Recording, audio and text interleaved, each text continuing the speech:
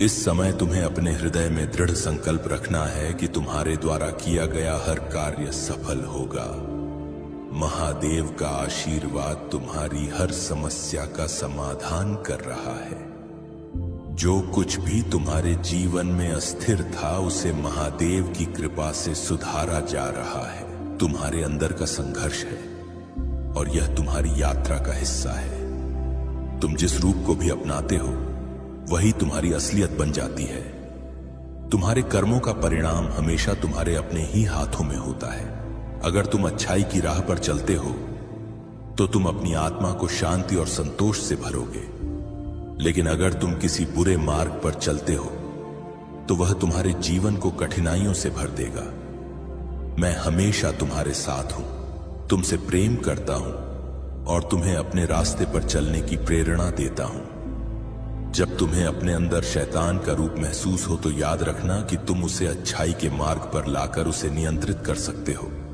तुम कभी भी दूसरों का बुरा मत करो और यदि गलती हो भी जाए तो उसे स्वीकार कर लो और सबके लिए माफी मांग लो। ईश्वर हमेशा अपने बच्चों को सही रास्ते पर चलने के लिए प्रेरित करता है।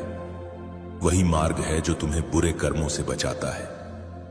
मेरे प्यारे बच्चे, तुम्हारा जीवन सच्चाई, मेहनत और समर्पण का प्रतीक है, लेकिन तुम्हें यह समझना होगा कि धन और भौतिक सुख सुविधाएं केवल साधन है, जीवन का उद्देश्य नहीं।